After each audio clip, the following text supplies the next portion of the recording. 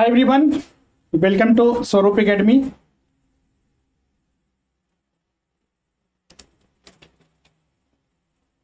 आज की इस सेशन में बहुत ही महत्वपूर्ण एक टॉपिक हम लोग स्टार्ट करने वाले हैं कॉमर्स से संबंधित, जो कि इनकम टैक्स एक्ट होगा, आयकर अधिनियम 1961 इनकम टैक्स लॉ, जो कि कॉमर्स से संबंधित जो सबसे महत्वपूर्ण एक टॉपिक के अंतर्गत शामिल किया जाता है। तो आप सभी का स्वागत है। ओके, तो चलिए हम लोग आज का सेशन हम लोग स्टार्ट करते हैं।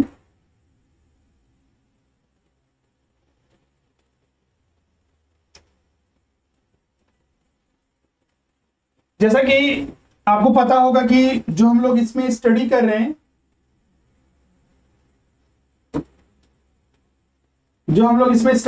उसमें आप देखिएगा तो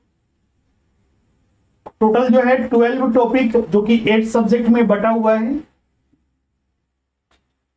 जिसमें कि हम लोग पहले टॉपिक्स में जो है, पहले सब्जेक्ट में जो अकाउंटिंग के जो पोर्शन है, जिसमें कि बेसिक अकाउंटिंग, कंपनी और मुद्रास्फीति लेखांकन, उसके बाद इनकम टैक्स एक्ट, लागत और जो प्रबंधन लेखांकन है, पोस्ट एंड मैनेजमेंट अकाउंटिंग, और उसके बाद ऑडिटिंग हो गया, financial management, banking system and financial market, negotiable instrument act, banking regulation act, organisation theory, जो संगठनात्मक जो सिद्धांत है, संगठन सिद्धांत, और फिर जो इंडस्ट्रियल रिलेशन है, औद्योगिक जो संबंध है और औद्योगिक विवाद जो है, इसको हम लोग स्टडी करते हैं।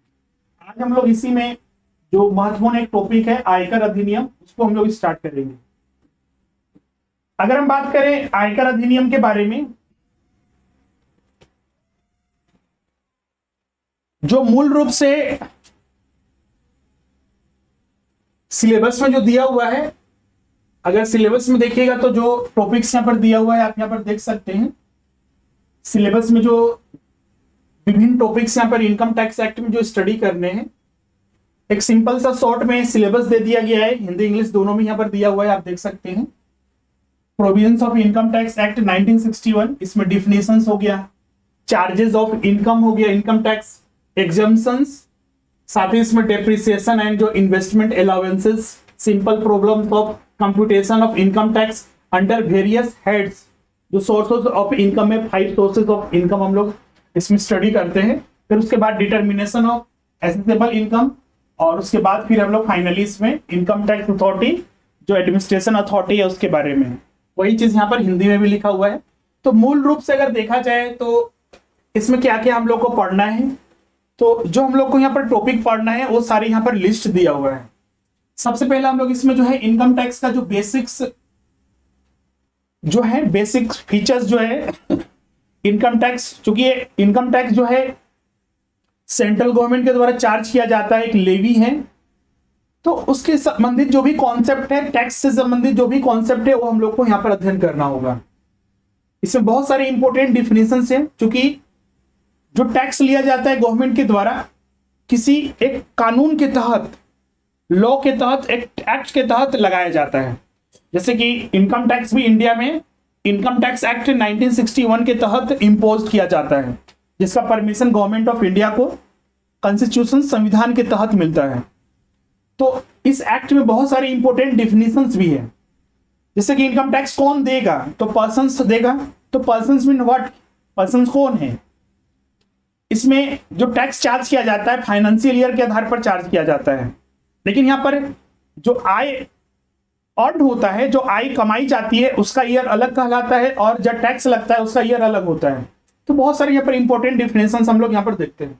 उसके बाद इसमें agriculture income, agriculture income actually इसको अलग इसलिए रखा गया है क्योंकि ये एक इस तरह का इनकम है जो कि जिस पर टैक्स नहीं लगता है। हिंदी में अगर इसको बोले तो कृषि आय कहा जाता है, तो जिस पर टैक्स नहीं लगता है एग्रीकल्चर इनकम, मतलब कि एग्जेम्प्टेड फ्रॉम टैक्सेस के अंतर्गत। अब इसमें देखिएगा इनकम टैक्स एक्ट में एक सेक्शन, इनकम टैक्स एक्ट में एक सेक्शन जो है 10 मिलेगा। सेक्शन 10 में लिस्ट है कि कौन कौन से इनकम पर टैक्स नहीं लगेगा, उसमें एग्रीकल्चर इनकम भी आता है, लेकिन इसके थोड़ा प्रोविजन जो होते हैं थोड़ा डिफरेंट होते हैं। तो इसलिए हम लोग इसको अलग से पढ़ते हैं। अब यहां पर आ जाते हैं, ये बेसिक कॉन्सेप्ट के अंतर्गत आता है 1, 2 और 4 पॉइंट। यहां पर देखिए 3 पॉइंट जो है ये बहुत ही मतलब बोल सकते हैं कि किसी व्यक्ति का, मान लीजिए मोहन है, किसी फाइनेंशियल ईयर में इसका टोटल इनकम होता है 10 लाख। तो सबसे पहला स्टेप जब इसका टैक्स लायबिलिटी कैलकुलेट किया जाता है तो पहले यही पता किया जाता है कि इसका रेसिडेंशियल स्टेटस क्या है। हिंदी में इसको बोलते हैं निवास स्थान। तो पहला स्टेप ही होता है रेसिडेंशियल स्टेटस पता करना, तो वो हम लोग यहां पर पढ़ते हैं। अलग अलग पर्सन के अलग अलग कैटेगरी यहां पर है, कंडीशंस हैं जो इनकम टैक्स एक्ट में दिए हुए हैं, उसी के आधार पर हम लोग अध्ययन करते हैं, स्टडी करेंगे। क्लियर है? अब यहां पर आते हैं अगला जो है, जैसे कि हमने बताया कि जो इनकम टैक्स में स्टडी करना है 5 हेड्स ऑफ इनकम को यहां पर अध्ययन करना है। फिर उसके बाद फिर हम लोग जैसे कि रेसिडेंशियल स्टेटस पता चल गया, तो फिर मोहन का इनकम कहां कहां से प्राप्त हुआ है। जैसे हमने 10 लाख बोला तो 10 लाख तो एक जगह हमने बोला, ये इनकम तो बहुत सारे सोर्सेस हो सकते हैं, तो सोर्स ऑफ इनकम हम लोग 5 यहां पर स्टडी करते हैं। सैलरी, हाउस प्रॉपर्टी से, बिजनेस से, प्रोफेशन से, पैसे से या फिर जो व्यवसाय है, कैपिटल गेन जो पूंजीगत जो प्राप्तियां हैं उससे, और इन 4 कैटेगरी में आता है तो ठीक। अगर कोई इनकम ऐसा है जो इन 4 कैटेगरी में नहीं आता है तो 5वीं कैटेगरी में शामिल करके उससे टैक्स लिया जाता है। मतलब गवर्नमेंट का मोटिव है आपसे टैक्स लिया ही जाएगा, चाहे वो किसी प्रकार की कमाई हो। सारे सोर्सेस ऑफ इनकम स्टडी करने के बाद फिर हम लोग 10th पॉइंट में आते हैं, जिसमें कि हम लोग जितने भी सोर्सेस ऑफ इनकम हुआ, एक व्यक्ति का हो सकता है कि एक पर्सन का सारे सोर्सेस ऑफ इनकम हो, मतलब सारे सोर्स से इनकम अराइज हुआ हो, या फिर किसी एक सोर्सेस से इनकम दिख रहा हो, तो उसका फिर हम लोग कॉम्बिनेशन करते हैं, क्लबिंग करते हैं। यहां पर क्लबिंग ऑफ इनकम हो जाएगा। फिर उसके बाद यहां पर हम लोग किसी फाइनेंशियल ईयर में जैसे कभी कभी लॉसेस भी होता है, उसी का हम लोग यहां पर कैरी फॉरवर्ड करते हैं। Carry forward and setup of losses in business, यहां पर कैरी फॉरवर्ड होगा डिटेल में जब हम आगे डिस्कस करेंगे। उसके बाद यहां पर देखिएगा अगला स्टेप इसमें होता है कि अगर हम क्लबिंग कर लिए, सेट ऑफ कर लिए या फिर कैरी फॉरवर्ड कर लिए लॉसेस का, तो उसके बाद इसमें हम लोग डिडक्शन से स्टडी करते हैं। जो सेक्शन 80C से लेकर 80U तक सिर्फ डिडक्शंस है।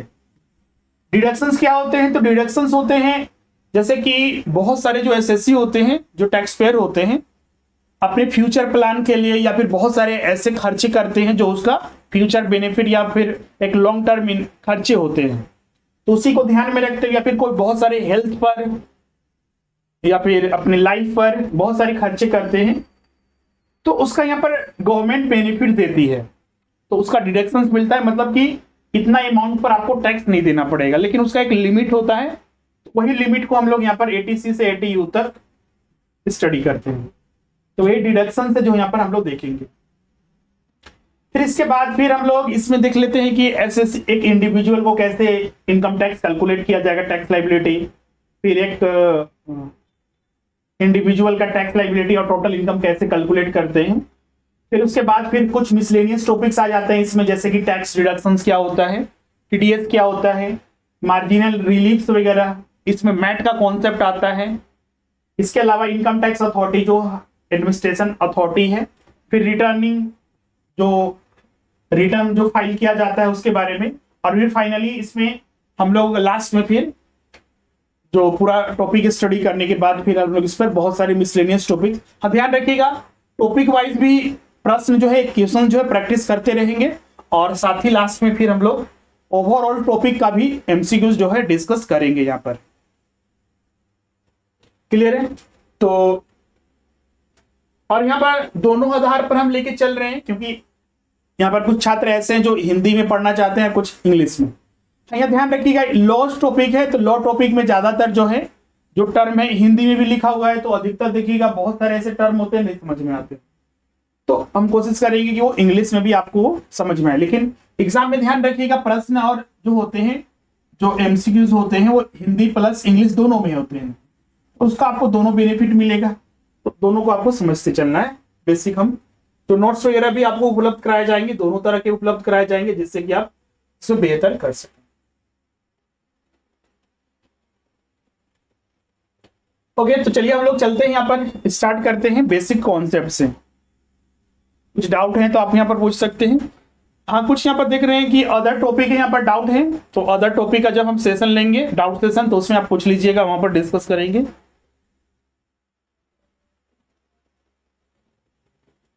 ओके, तो अदर टॉपिक का है, तो अदर टॉपिक में जब हम डाउट सेशन रखेंगे उसमें आप पूछ लीजिएगा।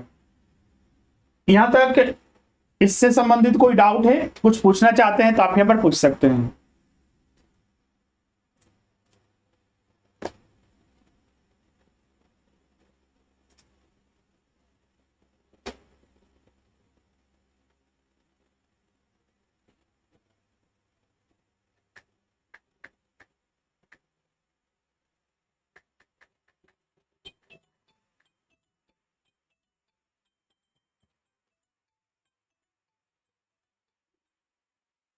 एक मिनट,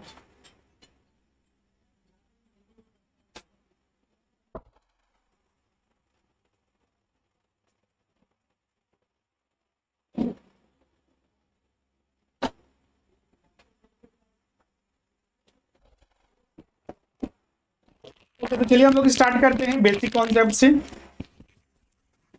सबसे पहले हम लोग इसमें समझते हैं जो टैक्स, आयकर में जाने से पहले हम लोग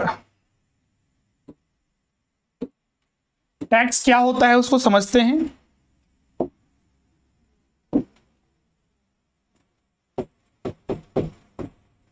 जिसको हिंदी में कर कहते हैं।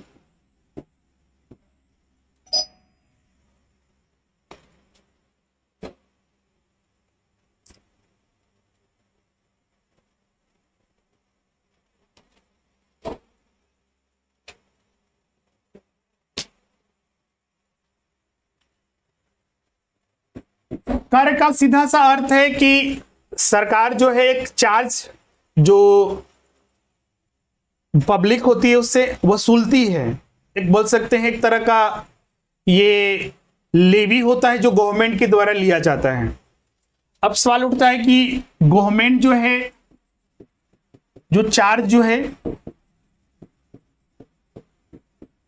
क्यों लेती है, और लोग भी गवर्नमेंट को चार्ज या फिर कोई लेवी क्यों आखिर दें, टैक्स आखिर क्यों दें।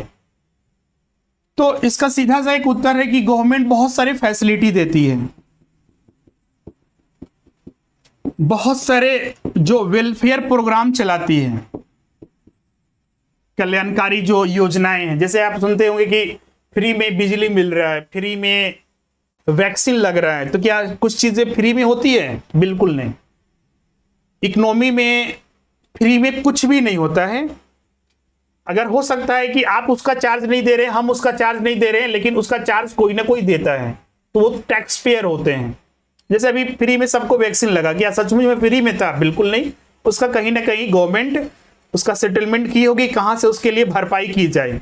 हाँ, लोगों को फ्री में दिया गया था, तो वो पैसे कहां से आते हैं गवर्नमेंट के पास? तो उसका अधिकतर जो पार्टिसिपेशन होता है वो टैक्स से ही सरकार को मिलती है। इसके अलावा बहुत सारे गवर्नमेंट फैसिलिटी जैसे कि रेलवे है, इसके अलावा जो सड़क वगैरह है, रोड वगैरह है, जितने भी आपका इंफ्रास्ट्रक्चर डेवलपमेंट, बिजली वगैरह देख रहे हैं, तो आखिर ये सब पैसे कहां से आते हैं? टैक्सेस से ही आते हैं जो गवर्नमेंट वसूलती है। अब इसका बेनिफिट किसको मिलता है? लोगों को ही मिलता है। तो इसीलिए गवर्नमेंट जो है यहाँ पर टैक्स वसूलती है, और ये टैक्स के प्रावधान जो है, टैक्स को ये जो गवर्नमेंट लेती है, इसके जो राइट्स हैं आखिर गवर्नमेंट को कहां से मिला? तो जो हमारे देश का सबसे सर्वोच्च है, शीर्ष जो है, वो कॉन्स्टिट्यूशन ये राइट्स प्रोवाइड करता है गवर्नमेंट को कि टैक्स जो है गवर्नमेंट ले सकती है। हाँ, लेकिन टैक्स जब भी लिया जाएगा उसके लिए एक स्पेसिफिक लॉ होगा, कानून होगा, एक्ट होगा, एक गवर्निंग लॉ होगा, उसी के तहत गवर्नमेंट जो है टैक्स वसूल कर सकती है। जैसे कि इंडिया में इनकम टैक्स लग रही है, सेंट्रल गवर्नमेंट लगाती है, तो उसके लिए एक स्पेसिफिक एक्ट है जो आगे हम लोग देखेंगे, इनकम टैक्स एक्ट 1961। तो गवर्नमेंट को ये राइट्स कॉन्स्टिट्यूशन के तहत ही मिला हुआ है। इंडिया में जो टैक्स यहां पर वसूला जाता है वो दो तरह के टैक्स जो है स्ट्रक्चर यहां पर देखने को मिलते हैं इंडिया में, और वो दो तरह के टैक्स हैं। एक डायरेक्ट टैक्स, हिंदी में इसको बोलते हैं अप्रत्यक्ष कर,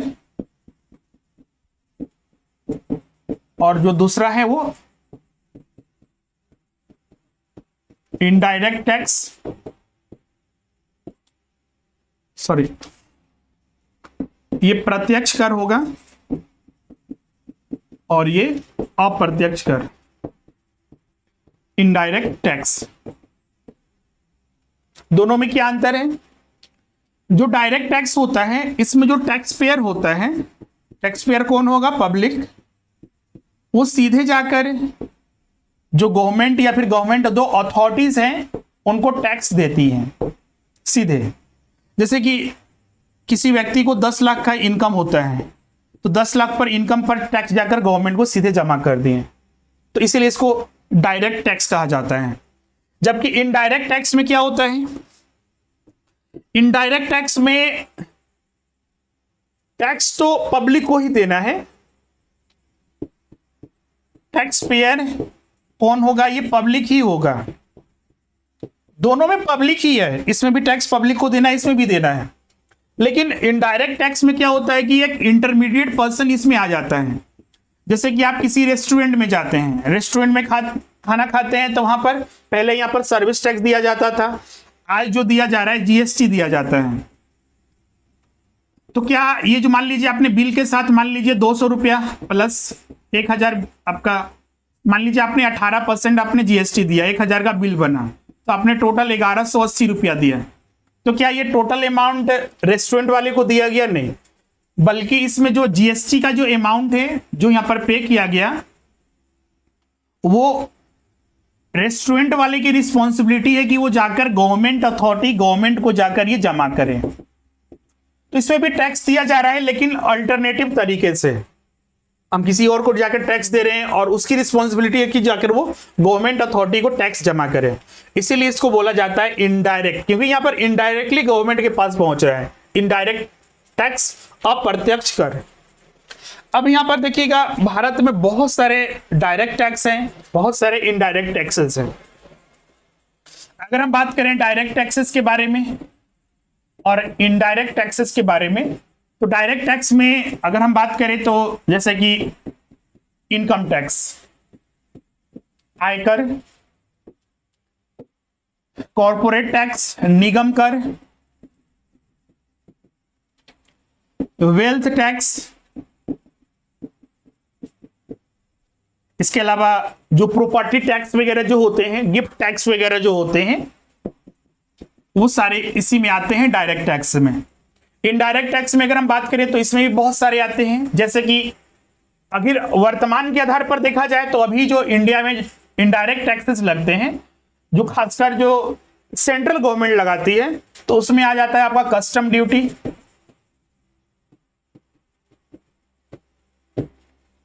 इसके अलावा GST, goods and service tax,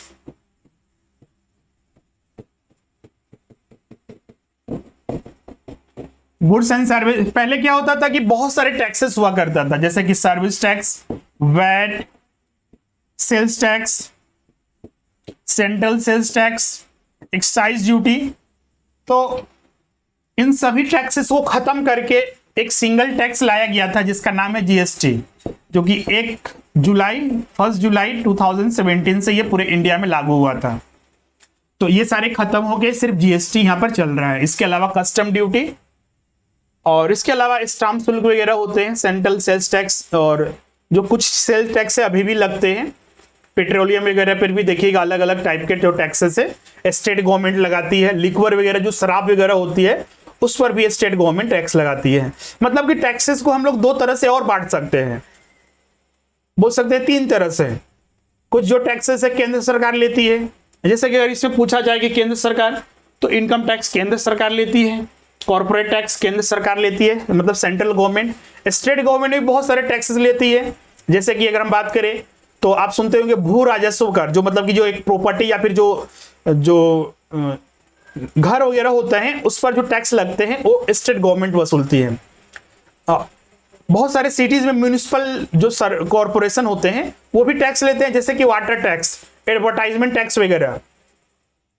तो वो सारे जो है म्यूनिसिपल कॉर्पोरेशन, जो लोकल अथॉरिटीज होते हैं वो सारे टैक्सेस लेते हैं, तो वो सारे भी इसमें शामिल किए जाते हैं। लेकिन हम लोग को उतना डिटेल में नहीं पढ़ना है, बस इसमें इतना जानिएगा कि टैक्सेस जो है डिफरेंट वे से सेंट्रल गवर्नमेंट अपने टैक्स लगाती है, स्टेट गवर्नमेंट अपने लगाती है, और लोकल अथॉरिटीज जो है अपने टैक्सेस लगाती है, जो डिफरेंट टाइप के हो सकते हैं। हमारे सिलेबस में जो सिर्फ पढ़ना है वो है इनकम टैक्स यहाँ पर, बाकी ये सारे कोई भी हम लोग को नहीं पढ़ना है। हमने इसलिए यहाँ पर डिस्कस किया क्योंकि इनके बारे में भी आपको पता होना चाहिए, क्योंकि इनकम टैक्स भी इसी तरह का एक डायरेक्ट टैक्सेस है जो कि हम लोग को यहाँ पर पूरा अध्ययन करना है। क्लियर है? अब यहां पर बात करते हैं कि जो इनकम टैक्स है उसका फीचर्स क्या है।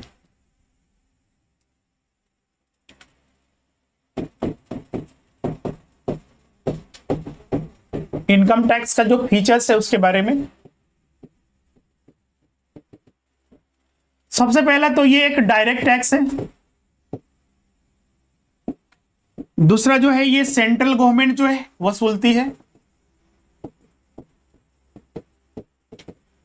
तीसरा जो है इसका जो हाईएस्ट एडमिनिस्ट्रेशन बॉडी है, जो शीर्ष जो बोल सकते हैं कि एक जो प्रशासनिक निकाय है वह है सीबीडीटी,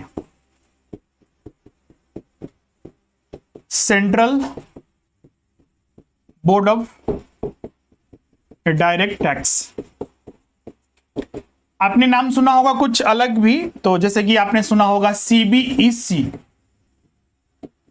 तो इसका फुल फॉर्म लिख लीजिए central board of excise and custom, और एक सीबीईसी को रिप्लेस करके अभी जीएसटी आने के बाद जो है सीबीआईसी बन चुका है, central board of indirect tax and custom. Central board of indirect tax and custom, ये जो भारत में जो अप्रत्यक्ष कर हैं, जो इनडायरेक्ट टैक्स हैं, उनका हाईएस्ट एडमिनिस्ट्रेशन बॉडी है। सीबीएसई पहले था। अगर हम बात करें तो सीबीडीटी और सीबीएसई की दोनों की स्थापना एक साथ की गई है, क्योंकि जीएसटी अब आ चुका है और बहुत सारे इनडायरेक्ट टैक्सेस खत्म हो चुके हैं। तो अभी जो इंडिया में एडमिनिस्ट्रेशन बॉडी है इनडायरेक्ट टैक्स के लिए वो सीबीआईसी है, central board of indirect tax and custom, और डायरेक्ट टैक्स के लिए सीबीडीटी है, central board of direct tax. Income tax के रिगार्डिंग ये हाईएस्ट एडमिनिस्ट्रेशन बॉडी है, जो इनकम टैक्स में कुछ सर्कुलर हो, नोटिफिकेशन हो, या फिर कोई रूल्स बनाने हो, ये सारे आगे हम लोग देखेंगे। इनकम टैक्स एक्ट तो हम लोग एक देखते हैं मेन प्रोविजंस के रूप में, इसके बहुत सारे अन्य कंपोनेंट होते हैं, उसमें इनकम टैक्स रूल भी आता है, सर्कुलर एंड नोटिफिकेशन भी आते हैं, तो वो सारे बनाने का काम सीबीडीटी के द्वारा किया जाता है। इनकम टैक्स जो होता है नेचर के आधार पर, जो टैक्सेस में अगर हम बात करें तो ये प्रोग्रेसिव नेचर का होता है। हिंदी में इसको बोलते हैं प्रगतिशील स्वभाव का।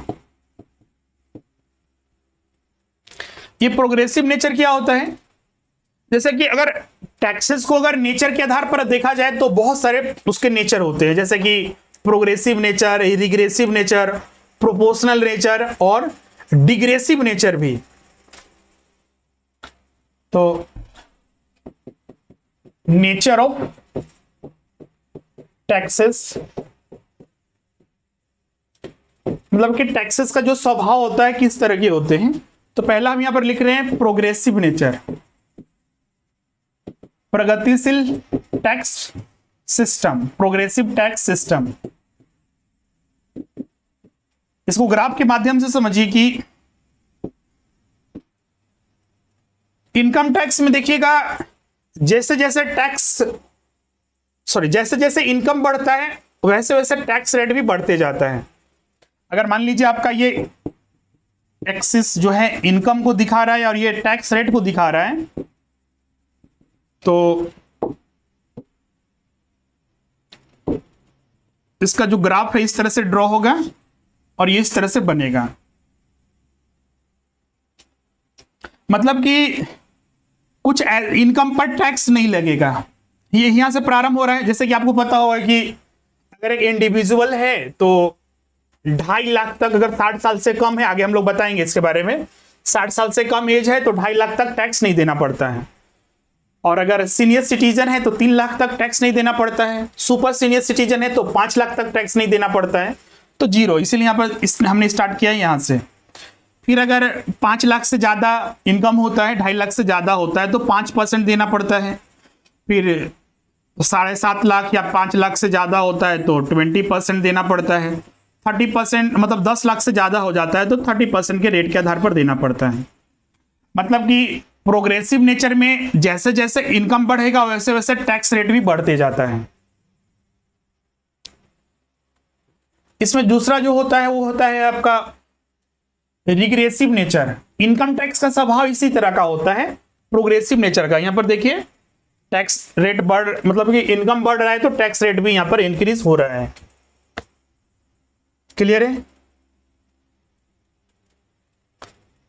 अगला जो यहां पर है regressive nature, regressive tax system.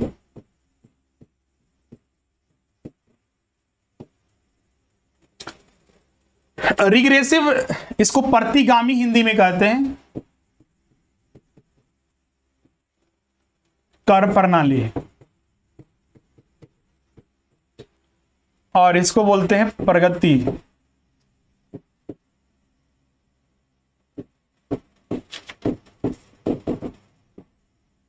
कर प्रणाली। अगर इसको अगर देखा जाए तो इसका स्वभाव जो होता है जस्ट उल्टा होता है, इसका रिवर्स होता है। इसमें जो है, जैसे इसमें देखा कि आपने इनकम बढ़ रहा है तो टैक्स रेट भी बढ़ रहा है, इसका जस्ट उल्टा होता है। इनकम बढ़ता है तो इसका टैक्स रेट जो है वो घटता है। क्लियर है? इनकम बढ़ने के साथ इसका जो टैक्स रेट है वो डिक्रीज करता है। जो इसमें तीसरा है वो है प्रोपोर्शनल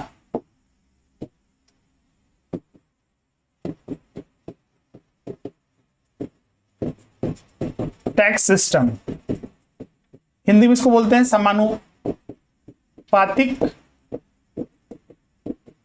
कर प्रणाली।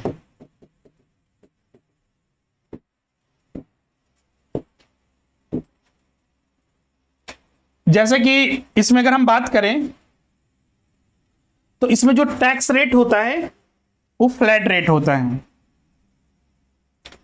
जैसे इनकम टैक्स में भी देखिएगा बहुत सारे जो पर्सन्स होते हैं, जैसे कंपनी के केस में, हाँ कंपनी के केस में भी ये होता है कि उसका भी टैक्स रेट बढ़ता है। अगर फॉरेन कंपनी है तो अलग टैक्स रेट होता है, लेकिन फ्लैट रेट होता है। अगर डोमेस्टिक कंपनी के बारे में बात करें तो उसका भी एक फ्लैट रेट होता है। क्लियर है? बहुत सारे अन्य केसेस में भी एक फ्लैट रेट मतलब समझ रहे हैं कि उसका भी एक फिक्स होगा, 30% देना है तो कितना भी इनकम हो जाए उससे कोई मतलब नहीं है, और रेट वही होता है। जैसे कि एलएलपी के केस में, आगे हम लोग टैक्स रेट के बारे में देखेंगे जब हम लोग बेसिक कॉन्सेप्ट खत्म हो जाएगा, तो वहां पर देखेंगे कि टैक्स रेट सेम है। मतलब कि देखिए इसमें मान लीजिए ये 30% चल रहा है तो इनकम कितना भी बढ़ जा रहा है टैक्स रेट जो है आपका सेम है। इनकम बढ़ रहा है, टैक्स रेट सेम है। एक यहां पर चौथा जो इसमें प्रकार होता है वो डिग्रेसिव नेचर का होता है, डिग्रेसिव टैक्स सिस्टम। इसका अगर ग्राफ बनाए तो प्रोग्रेसिव नेचर का ही बोल सकते हैं कि आगे का ये विस्तार बोल सकते हैं, ये डिग्रेसिव है। जैसे कि प्रोग्रेसिव हमने देखा कि टैक्स रेट बढ़ रहा है तो इनकम बढ़ रहा है तो टैक्स रेट भी बढ़ता है। डिग्रेसिव में यही चीज होता है कि इनकम बढ़ता है तो टैक्स रेट भी बढ़ रहा है। लेकिन एक समय ऐसा आ जाता है कि टैक्स रेट इक्वल हो जाता है, मतलब सेम हो जाता है। इनकम कितना भी बढ़े, टैक्स रेट जो होता है वो फिक्स हो जाता है। हाँ, एक कुछ हद तक देखिए, यहां से इनकम यहां तक बढ़ा 10 लाख तक, जैसे कि इनकम टैक्स में हमको पता है ना कि 10 लाख तक इनकम जो होता है, उससे कम होता है तो टैक्स रेट अलग हो सकते हैं, लेकिन 10 लाख से ज्यादा होने पर उस पर जो टैक्स रेट होता है 30% जो होता है फिक्स हो जाए। मतलब कि इनकम कितना भी बढ़े 30% मैक्सिमम रेट ऑफ टैक्सेस होता है इंडिविजुअल के केस में, तो वो चीजें यहां पर लागू होती हैं। इसी को बोलते हैं डिग्रेसिव टैक्स सिस्टम। क्लियर यहां तक सभी को? तो ये 4 तरह के जो टैक्स सिस्टम था नेचर के आधार पर, वो हमने यहां पर चारों को डिस्कस कर लिया। इसमें किसी को कोई डाउट है, कुछ पूछना चाहते हैं तो आप यहां पर पूछ सकते हैं।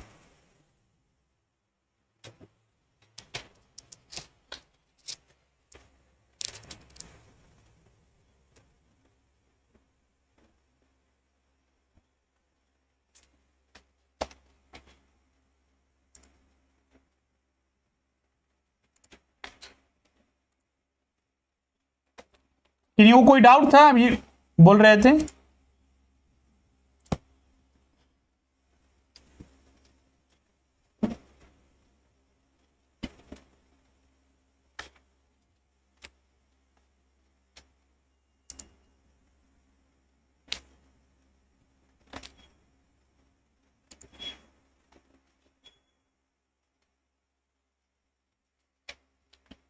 तो डिग्रेसिव सिस्टम तो बता ही रहे हैं आपका, इसमें एक लिमिट तक जो है इनकम जो है बढ़ता है तो टैक्स रेट भी बढ़ता है, लेकिन एक ऐसा समय आ जाता है कि टैक्स रेट जो होता है वो फिक्स हो जाता है, इनकम चाहे कितना भी बढ़े।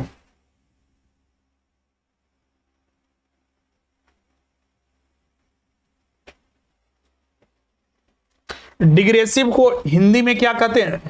इसको दूरगामी या फिर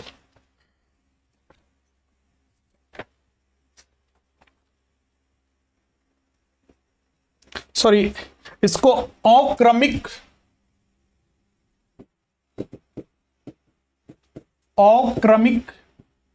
कर प्रणाली। दूसरा पॉइंट था रिग्रेसिव नेचर, प्रतिगामी कर प्रणाली। प्रोग्रेसिव नेचर का ये जस्ट उल्टा होता है। इसमें जो टैक्स रेट है, मतलब इनकम बढ़ने के साथ टैक्स रेट जो है इसका घटता है।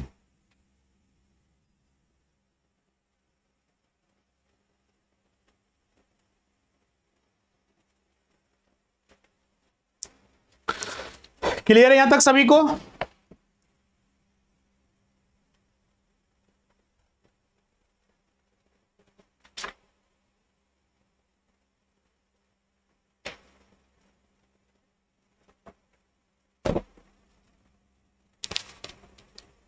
ओके, तो हम लोग ये फीचर में डिस्कस कर रहे थे। इनकम टैक्स का फीचर क्या है? एक डायरेक्ट टैक्सेस है, सेंट्रल गवर्नमेंट ये लेती है। सीबीडीटी इसका हाईएस्ट एडमिनिस्ट्रेशन बॉडी है और ये प्रोग्रेसिव नेचर का होता है। ये डिग्रेसिव नेचर ही बोल सकते हैं। हाँ, ध्यान रखिएगा कि प्रोग्रेसिव नेचर और डिग्रेसिव नेचर में ज्यादा समानता नहीं है। मतलब कि जहां प्रोग्रेसिव नेचर खत्म होता है वहां पर बोल सकते हैं कि आपका डिग्रेसिव नेचर प्रारंभ होता है, क्योंकि उसमें दोनों में फीचर एक जैसा देखने को मिलता है। क्लियर है? तो ये सारे जो फीचर्स हो गए, ये हमने इनकम टैक्स के बारे में यहां पर डिस्कस किया है।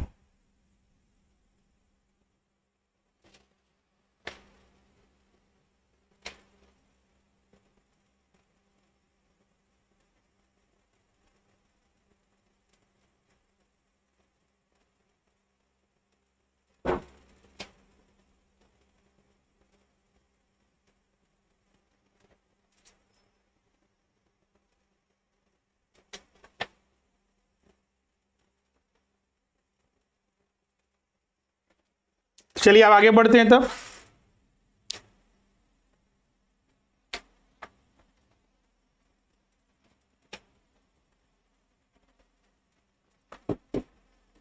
चूंकि आप देखिए यहां पर, जैसे कि हमने बताया कि जो टैक्स वसूलती है सरकार, गवर्नमेंट, तो उसके लिए एक लॉ होना चाहिए। लॉ के तहत ही गवर्नमेंट किसी भी तरह का टैक्स ले उसके लिए लॉ बनाना ही पड़ेगा, तभी वो टैक्स ले सकती है। और लॉ आपको पता ही, एक एक्ट जो बनता है वो पार्लियामेंट में, अगर सेंट्रल गवर्नमेंट बना रही है तो पार्लियामेंट में उसके लिए लोकसभा हो गया या फिर जो राज्यसभा हो गया उसमें मेजोरिटी के साथ वो पास होना चाहिए, साथ ही लास्टली प्रेसिडेंट से परमिशन मिलना चाहिए, तब जाकर वो लागू होता है। तो इसीलिए एक लंबा प्रोसेस होता है, तो इसीलिए एक कानून के तहत ही वसूला जाता है। तो इनकम टैक्स के लिए भी यही चीज है। तो यहां पर हम लोग उसी चीज को अगला देखेंगे,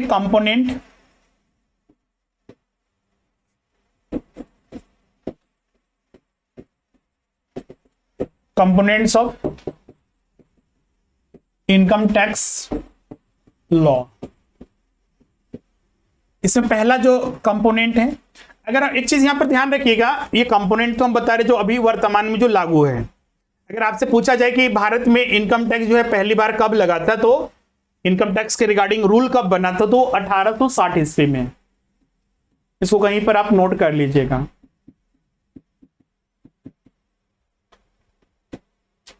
ये ब्रिटिश गवर्नमेंट के समय ही इंडिया में जो है पहली बार जो है 1860 ईस्वी में इनकम टैक्स की शुरुआत की गई थी। इससे पहले इनकम टैक्स जैसे चीजें नहीं होती थी।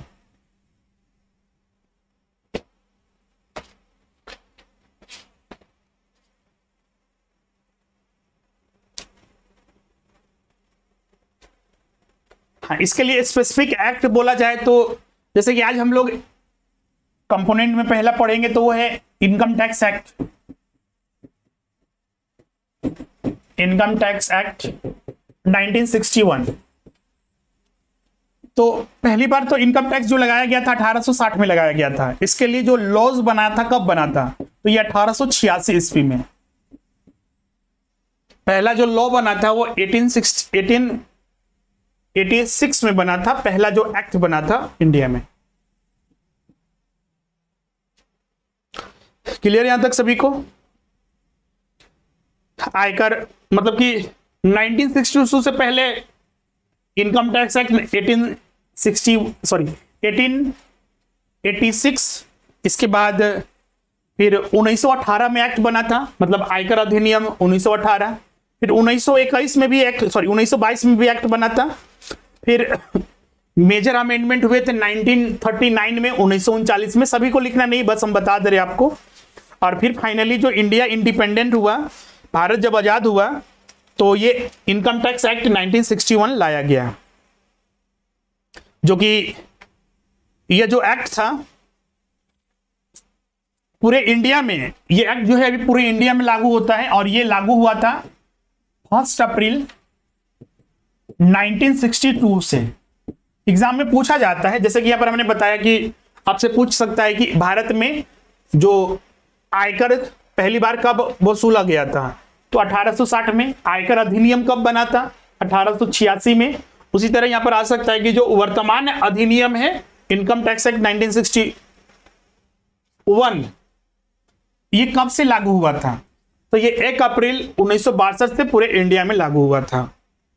तो ये पहला कंपोनेंट है। और जो मेजर जो प्रोविजंस है, मुख्य जो प्रावधान है इस मतलब इनकम टैक्स से संबंधित, वो सारे इसी एक्ट में है। आगे हम कोई सेक्शन अगर बोलेंगे, सेक्शन अगर हम बोलते हैं 10, तो मतलब समझ आना है कि इसी एक्ट की हम बात कर रहे हैं, income tax act 1961।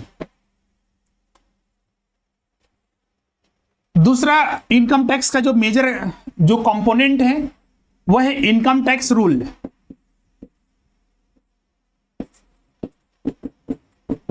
Income tax rule 1962।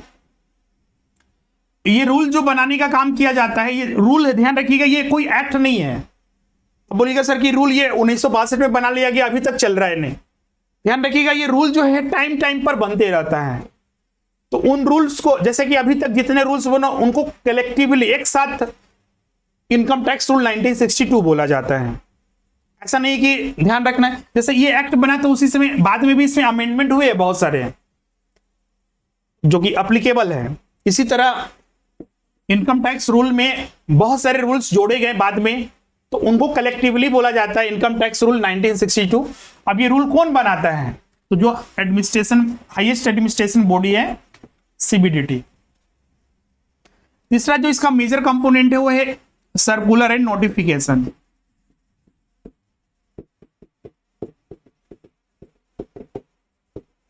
ये भी सीबीडीटी ही जारी करता है टाइम टू टाइम। चौथा जो है एनुअल फाइनेंस एक्ट।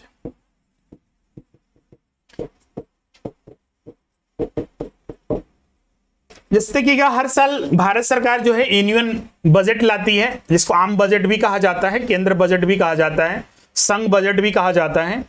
जो इंडिया के जो फाइनेंस मिनिस्टर होते हैं, जैसे अभी इंडिया का फाइनेंस मिनिस्टर कौन है, कमेंट करके बताइएगा। तो हर साल फाइनेंस मिनिस्टर के द्वारा बजट लाया जाता है पूरे भारत के लिए। तो उसी बजट में एक फाइनेंस बिल होता है, हिंदी में इसको बोलते हैं वित्त विधेयक, और वही वित्त विधेयक फाइनेंस बिल उस साल का फाइनेंस एक्ट होता है। इनकम टैक्स में मेजर रूप से इसमें जो टैक्स रेट होते हैं, लेटेस्ट टैक्स रेट कि आने वाले फाइनेंशियल ईयर के लिए, आने वाले असेसमेंट ईयर के लिए टैक्स रेट क्या होगा, वो इसी बिल में, इसी एक्ट में दिया रहता है। बिल्कुल निर्मला सीतारमन अभी फाइनेंस मिनिस्टर है। तो जैसे कि इस साल का जो लाया गया, इस साल जो बजट आया, तो उसमें एक वित्त विधेयक होगा। तो अगले जो असेसमेंट ईयर मतलब कि 23-24 के लिए वो एप्लीकेबल होगा। अभी जो हम लोग यहां पर फाइनेंस एक्ट स्टडी करेंगे वो है 2021, जो कि इस साल के असेसमेंट ईयर। हो सकता है कि आपको असेसमेंट ईयर फाइंड आउट करने में दिक्कत हो, और आगे हम लोग डिस्कस करेंगे। इस साल के असेसमेंट ईयर मतलब कि अभी असेसमेंट ईयर कौन सा चल रहा है, अभी 22-23, और प्रीवियस ईयर कौन सा चल रहा है, 21-22। अगला जो इसका पांचवा कंपोनेंट है वह है आपका केसेस लॉ। केसेस लॉ, जैसे कि हर कोई चाहता है कि टैक्स हम ना दें, क्योंकि टैक्स देने से बचने से क्या होगा, पैसे बचेंगे।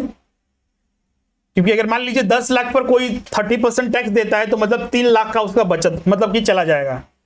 टैक्स नहीं देगा तो क्या करेगा, मतलब बच जाएगा वो।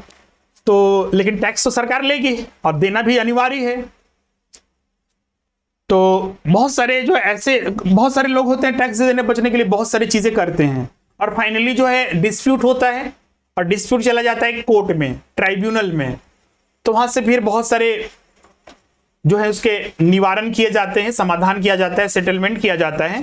तो वही केसेस लॉ बनता है। मतलब कोर्ट जो डिसीजन है, जो जो जुडिशियल डिसीजन है, जो इसमें शामिल किए जाते हैं, जुडिशियल डिसीजन जो है इसमें शामिल किए जाते हैं। तो यही 5 मेजर कंपोनेंट है जो कि पूरे इनकम टैक्स लॉ से संबंधित है। Income tax act 1961, income tax rule 1962, notification and circular notification, annual finance act और केसेस लॉ। इसको नोट कीजिएगा।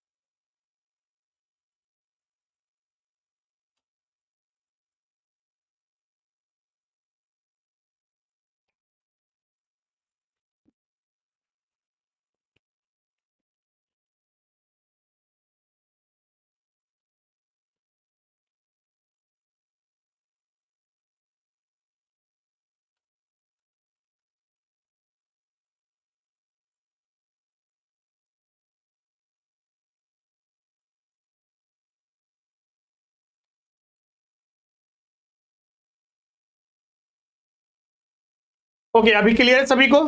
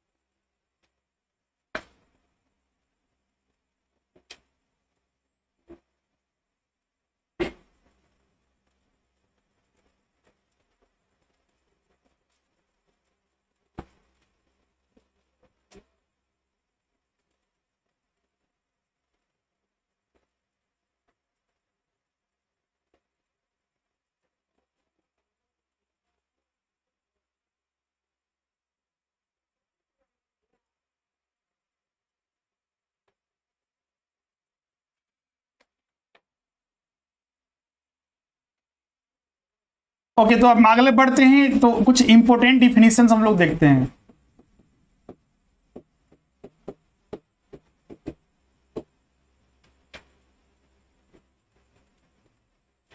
जो महत्वपूर्ण, जैसे कि हमने बताया कि जो हम लोग यहाँ पर मेजर डिस्कस करेंगे वो इनकम टैक्स एक्ट के तहत ही डिस्कस करेंगे।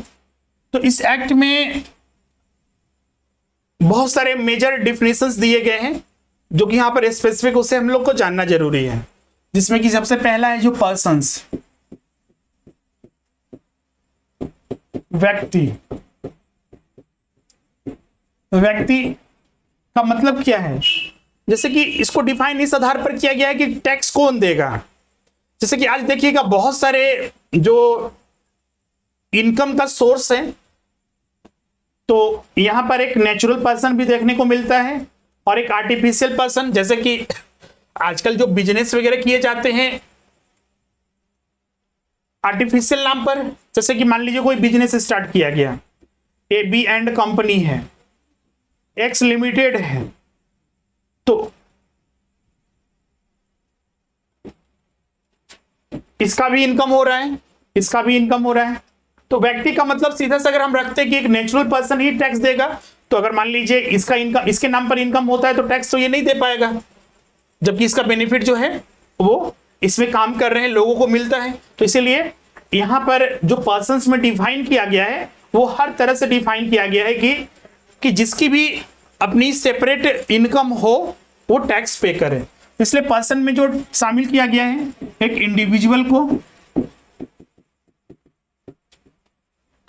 एचयूएफ भी एक तरह का बिजनेस होता है, जैसे हिंदू अनडिवाइडेड फैमिलीज का फुल फॉर्म होता है। जैसे कि इंडिया में देखिएगा ज्वाइंट फैमिली हो और ज्वाइंट बिजनेस भी चलते हैं, तो वहीं पर से ये कॉन्सेप्ट उभरा है आपका। क्योंकि देखिए अगर मान लीजिए ज्वाइंट फैमिली है तो उनका बिजनेस जो है एक साथ चलता है, एक ही परिवार में 100 है, उनका दादा पिता और पोता सब एक साथ बिजनेस चला रहे हैं, तो 100 मेंबर है तो सबका बिजनेस एक ही तरह का है, तो इसलिए एचयूएफ के नाम पर वहां पर जो है टैक्स लिया जाता है। उसके बाद यहां पर एक फर्म हो सकता है, एलएलपी एक अलग पर्सन माना गया है। लोकल अथॉरिटी, लोकल अथॉरिटी मतलब वही जो म्युनिसिपलिटी और टैक्सेस में, सॉरी कॉर्पोरेशन जो होते हैं वो। फिर एसोसिएशन ऑफ पर्सन या फिर बॉडी ऑफ इंडिविजुअल। फिर इसमें कंपनी एक शामिल हो जाता है, कंपनी भी पर्सन्स के डिफिनेशंस में शामिल है। और फिर अब सवाल उठता है कि मान लीजिए इस तरह के केसेस हैं तो ठीक है, अब इस कैटेगरी में आते हैं तो उसी के आधार पर आपसे टैक्स लिया जाएगा। कोई ये भी तो बोल सकता है कि हम इस कैटेगरी में नहीं आते हैं, जैसे कि मान लीजिए कोई हम बोलते हैं कि कोई यूनिवर्सिटी है, रांची यूनिवर्सिटी एजुकेशनल इंस्टीट्यूशन है एक, तो आखिर उसे किस कैटेगरी में बोलिएगा? एक इंडिविजुअल तो नहीं है, एचयूएफ भी नहीं है, एलएलपी भी नहीं है, लोकल अथॉरिटी भी नहीं है, association of person body of individual नहीं है, कंपनी भी नहीं है, तो आखिर ये किस आधार पर है? ये बोल सकता है कि हम टैक्स नहीं दे सकते हैं। तो इसलिए यहां पर एक अलग कैटेगरी बनाया गया है, any other artificial judicial persons. मतलब कि एबव कैटेगरी में शामिल होते हैं तो ठीक है, अदरवाइज फिर आपको लास्ट कैटेगरी में शामिल करके आपसे टैक्स लिया जाएगा। यही पर्सन्स में डिफाइन किया गया है।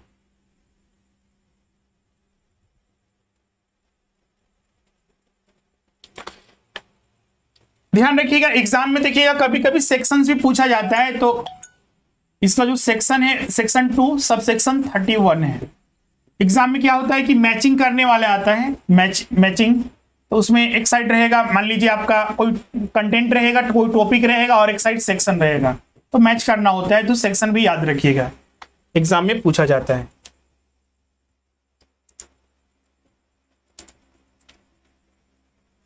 हाँ बोलिए। नीचे जो लिख रहे हैं वो नहीं दिखाई दे रहा बोर्ड का।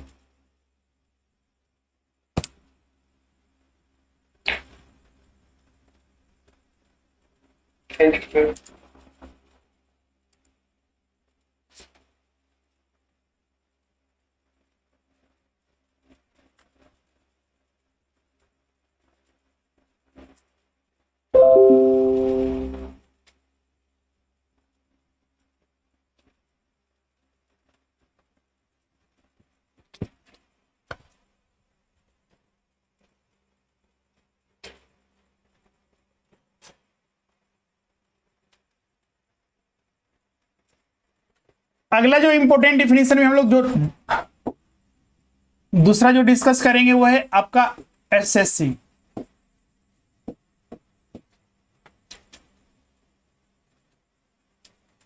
ये सेक्शन जो है सेक्शन 2 सबसेक्शन 7 में इसको शामिल किया गया है। मतलब अधिकतर इनकम टैक्स में जो डिफिनेशन जो है ना सेक्शन 2 में ही दिया हुआ है, सब सेक्शन हो सकता है कि अलग अलग दिया जाए, तो सब सेक्शन इसका 7 है। एसएससी कौन है? इसका अगर एक जनरल डिफिनेशन देखा जाए तो एसएससी हर वह पर्सन है जो इनकम टैक्स डिपार्टमेंट से एक बार जुड़ गया।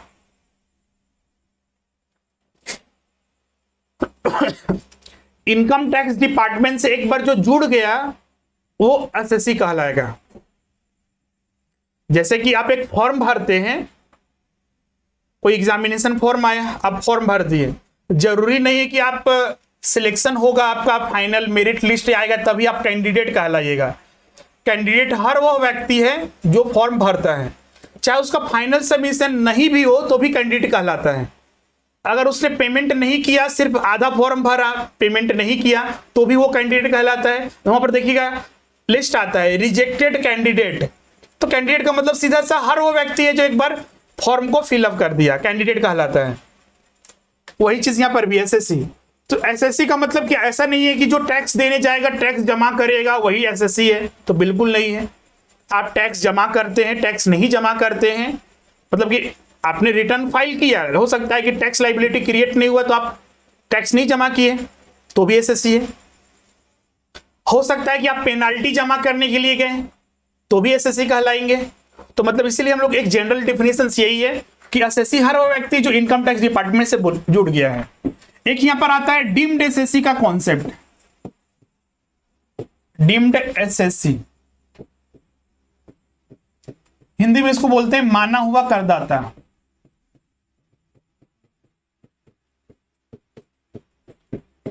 माना हुआ करदाता किसे कहा गया है? इसको एग्जांपल समझिए, जैसे कि मान लीजिए मिस्टर एक्स है, एक बिजनेस चला रहा था और इसका डेट हो जाता है 31 अगस्त 2021 को। तो फाइनेंशियल ईयर एंड होने से पहले इसका डेथ हो गया। इसका जो सन है मिस्टर वाई,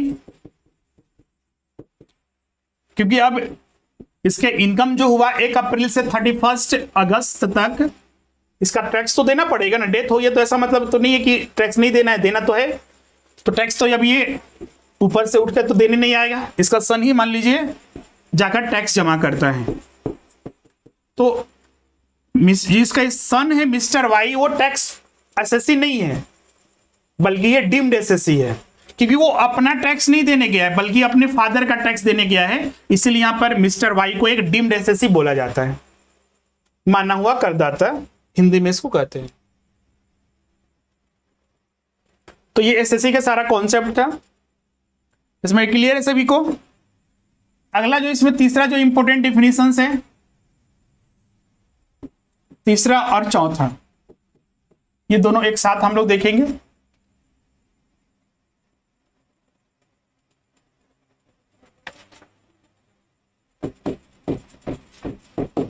प्रीवियस ईयर,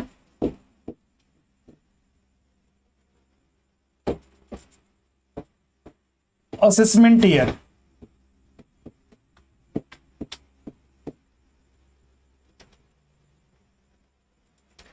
अगर डिफिनीशन के आधार पर देखें तो प्रीवियस ईयर उस ईयर को कहा जाता है जिस ईयर में इनकम अर्न हुआ, इनकम अर्न हुआ वह प्रीवियस ईयर है। और असेसमेंट ईयर जिस साल टैक्स पे करना है, मतलब जिस साल टैक्स देना है। तो मतलब कि प्रीवियस ईयर में जो कमाया गया इनकम में असेसमेंट ईयर में जाकर टैक्स देंगे। और ध्यान रखिएगा ये इमीडिएटली होता है, ऐसा नहीं कि हम इनकम अर्न करते हैं 2014-15 में और असेसमेंट ईयर मेरा हो जाएगा 2021-22, दोनों इमीडिएटली होता है। अगर हम 14-15 बोलते हैं तो ये 15-16 होगा। अगर हम जैसे कि अभी हम बोलते हैं कि अभी हमारा जो फाइनल प्रीवियस ईयर है 21-22 है, तो assessment year immediately next year होगा जो कि 22-23 होगा, क्योंकि जिस साल टैक्स, इसको इस तरह से भी डिफाइन कर सकते हैं कि असेसमेंट ईयर प्रीवियस ईयर के नेक्स्ट ईयर को कहा जाता है। अगर असेसमेंट ईयर 21-22 है तो प्रीवियस ईयर का 21-22 है तो असेसमेंट ईयर 22-23 होगा। या फिर इसको इस तरह से डिफाइन कर सकते हैं, असेसमेंट ईयर के प्रीसीडिंग जो ईयर होता है, इमीडिएटली जो प्रीसीडिंग ईयर होता है वही प्रीवियस ईयर होता है। मतलब कि अगर असेसमेंट ईयर 22-23 है तो असेसमेंट ईयर प्रीवियस ईयर इसका 21-22 होगा। अब यहां पर और भी इसका कॉन्सेप्ट है।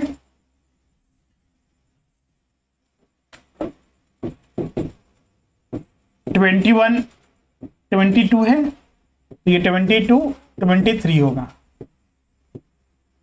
Immediately next year. अब यहां पे इसका ड्यूरेशन देखते हैं। जैसे कि प्रीवियस ईयर जो होता है लेस देन और इक्वल टू 12 मंथ्स होगा, 12 महीना। अब ये लेस देन हम क्यों लिखे और इक्वल टू क्यों लिखे अभी बताते हैं। असेसमेंट ईयर जो होता है ऑलवेज जो होता है वो 12 मंथ का होता है, मतलब कि ना उससे ज्यादा होगा और ना उससे कम होगा। असेसमेंट ईयर हमेशा 12 मंथ्स का। अब देखिए प्रीवियस ईयर ये 12 मंथ से कम क्यों होता है। 12 मंथ तो समझ में आता है, क्योंकि ध्यान रखिएगा प्रीवियस ईयर भी एक फाइनेंशियल ईयर होता है, वित्तीय वर्ष। और वित्तीय वर्ष हमको पता है क्या होता है, वित्तीय वर्ष जो कि 1 अप्रैल को प्रारंभ होता है हर साल और 31 मार्च को 31 मार्च को खत्म हो जाता है, इसी को फाइनेंशियल ईयर कहा जाता है। तो प्रीवियस ईयर एक फाइनेंशियल ईयर होता है, तो फाइनेंशियल ईयर 12 महीने का होता है, लेकिन यहाँ पर प्रीवियस ईयर हम लोग देख रहे हैं कि 12 महीने से कम होता है। असेसमेंट ईयर भी एक फाइनेंशियल ईयर होता है, क्योंकि ये भी 12 महीने का होता है, 1 अप्रैल को प्रारंभ होता है और 31 मार्च को खत्म होता है। अब यहाँ पर सवाल उठता है कि प्रीवियस ईयर 12 महीने से कम कैसे हो सकता है। तो इसको एक एग्जांपल से समझिए कि जैसे कि मोहन जो है अपना बिजनेस स्टार्ट करता है 1 अगस्त को, तो इसका क्या प्रीवियस ईयर 1 अगस्त से ही ना काउंट किया जाएगा। ऐसा तो नहीं होगा कि 1 अप्रैल से काउंट होगा। तो 1 अगस्त से 31 मार्च तक, क्योंकि फाइनेंशियल ईयर 31 मार्च को एंड हो जाता है, तो एंड हो गया अपना। तो 1 अगस्त से 31 मार्च, इसीलिए देखिएगा 12 महीने से कम हुआ। मतलब कि जो भी न्यूली सेटअप बिजनेस होगा, सेटअप बिजनेस या फिर कोई जॉब में गया, प्रोफेशन में या फिर कुछ भी न्यूली सेटअप है, या फिर बोल सकते हैं जो फर्स्ट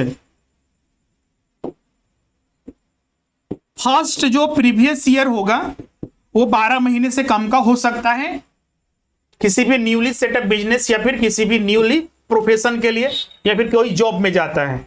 तो जिस दिन से जॉब लगेगा उसी दिन से ना उसके इनकम को काउंट करेंगे आने वाले 31 मार्च तक। क्लियर है? अब यहां पर बात करते हैं असेसमेंट ईयर का। तो मान लीजिए इसका बिजनेस अगर 1 अगस्त से ही स्टार्ट हुआ तो 1 अगस्त से 31 मार्च तक जो कमाई हुई, इनकम हुआ, उसका टैक्स इसको अगले असेसमेंट ईयर में देना है। तो असेसमेंट ईयर तो हमेशा सेम ही रहेगा 12 महीने का, इसलिए इक्वल हमेशा रहता है। 12 मंथ से ना ज्यादा होगा ना कम होगा।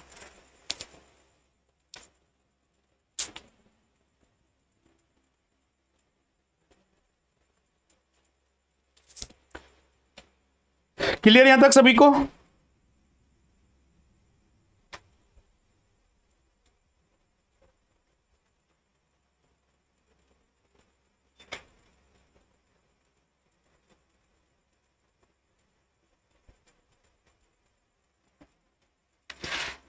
करदाता ही तो बताए हैं।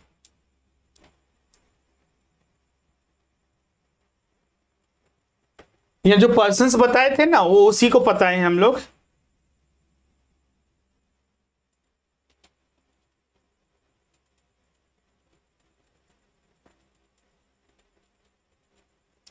अगर इसमें एग्जाम्पल अगर हम लें तो कैलकुलेट करके बताइएगा। जैसे कि क्वेश्चन है,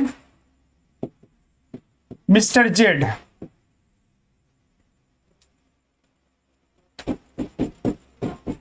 फर्स्ट फरवरी 1 फरवरी 2021 को वो आर्मी ज्वाइन करता है। तो इसका जो फर्स्ट प्रीवियस ईयर होगा असेसमेंट ईयर 22-23 के लिए वो क्या होगा, और सेकेंड प्रीवियस ईयर क्या होगा, कमेंट कीजिए। पहले फर्स्ट प्रीवियस ईयर कैलकुलेट कीजिए। 1 फरवरी 2021 को मिस्टर जो जेड है आर्मी ज्वाइन किया है, तो उसका फर्स्ट प्रीवियस ईयर आपको यहां पर बताना है। असेसमेंट ईयर 22-23 के लिए यहां पर तो दिक्कत नहीं हो रहा है। जैसे कि हम यहां पर प्रीवियस ईयर को हिंदी में गत वर्ष कहते हैं, गत वर्ष, और असेसमेंट ईयर को हिंदी में जो है कर निर्धारण वर्ष कहा जाता है। कर निर्धारण वर्ष मतलब कि जिस साल, कर निर्धारण का मतलब टैक्स जिस साल पे किया जाता है इसलिए, और गत वर्ष मतलब कि जिस साल कमाई हुई उस साल को हिंदी में कहते हैं। इसका फर्स्ट प्रीवियस ईयर कैलकुलेट कीजिए। 20-21 लिखने से थोड़े पता चलेगा आपको 20-21 क्या लिख रहे हैं। इसमें एग्जैक्ट डेट लिखिए कि कितना कितना तारीख ये होगा। एग्जाम में थोड़े इस तरह से उत्तर रहेगा आपका।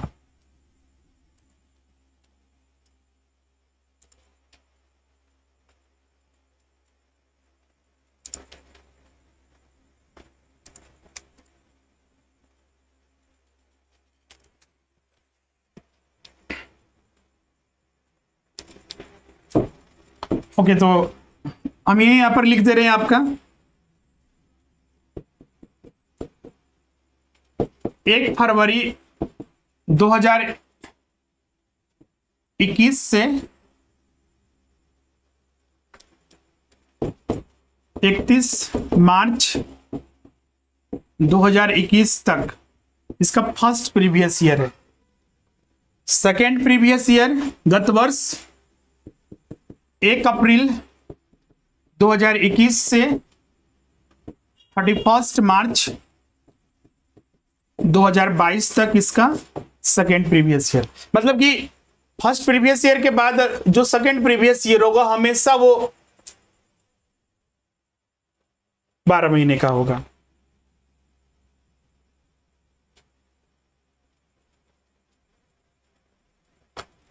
तो कॉन्सेप्ट यहां पर समझ चुके हैं, गत वर्ष और कर निर्धारण वर्ष।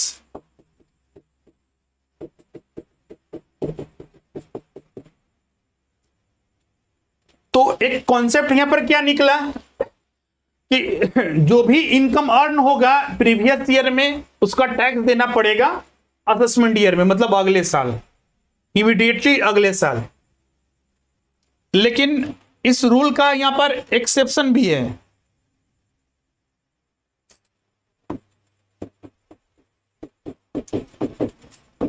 अपवाद। अपवाद क्या है?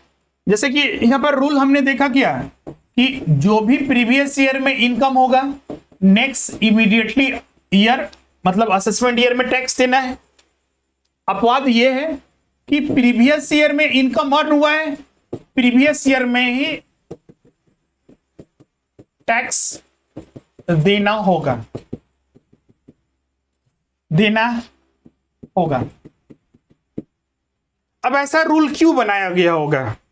तो ऐसा रूल इसलिए बनाया गया होगा कि सरकार को यह लगता होगा कि ये टैक्स फिर देने नहीं आएगा मेरे को, या फिर ये टैक्स हमको नहीं देगा, इसलिए बनाया गया होगा। क्योंकि सरकार तो आप पर विश्वास की कि आप अगले साल टैक्स दीजिएगा, लेकिन हो सकता है कि आप टैक्स नहीं दें या फिर इंडिया छोड़ के भाग गए।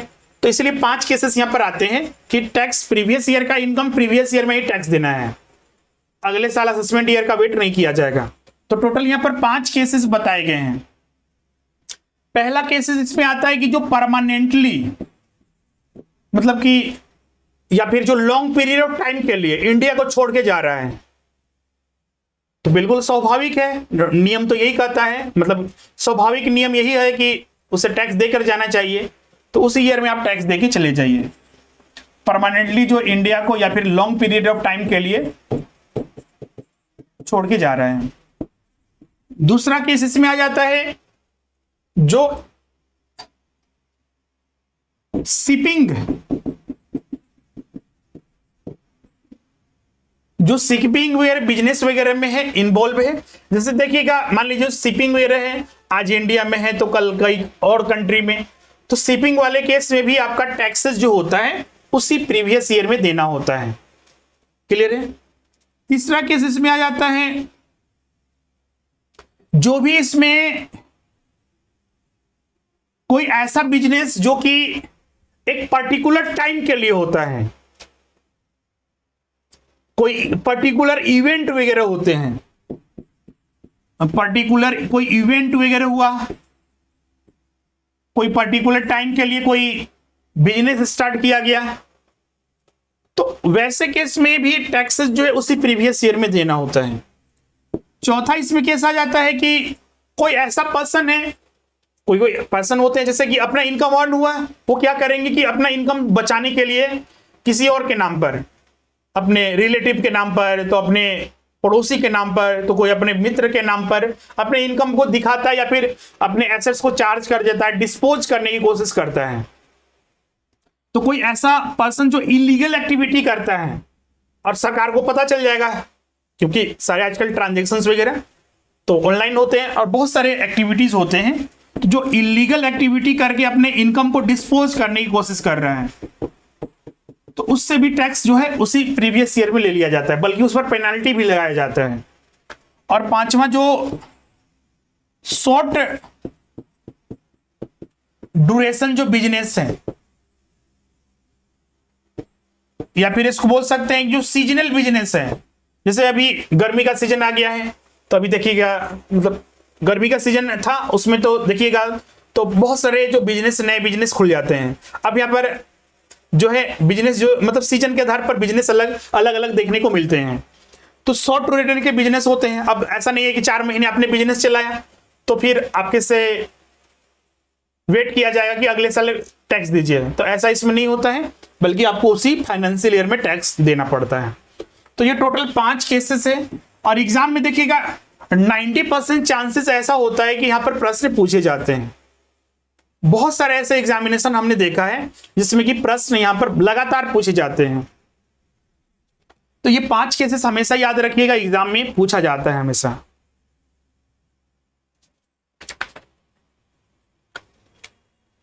क्लियर है सभी को यहां पर?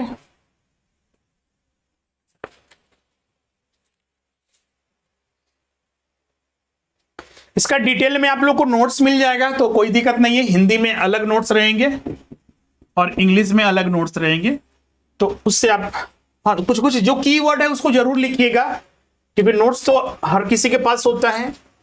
क्लासेस में जो पढ़ते हैं उसका उपयोग करना है आपको, नोट्स के पीछे नहीं रहना है। आपके मोबाइल में भी देखिए हजारों नोट्स होगा, पीडीएफ होगा, कितना आप पढ़ते होंगे तो आप खुद एनालिसिस कीजिए उसको। आप कॉमर्स के छात्र हैं तो समझ सकते हैं इसको, तो इसीलिए क्लास के जो है उपयोग है उसको उसी से आधार पर कीजिए।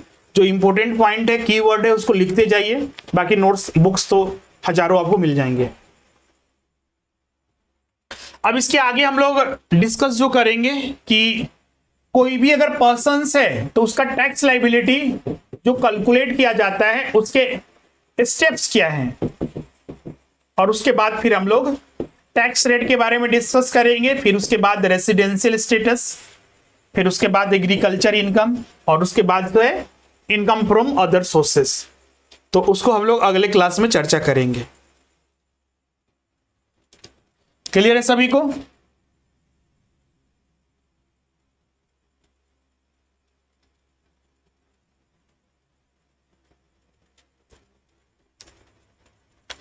ओके, किन्हीं को कोई डाउट वगैरह है तो पूछ सकते हैं यहां पर।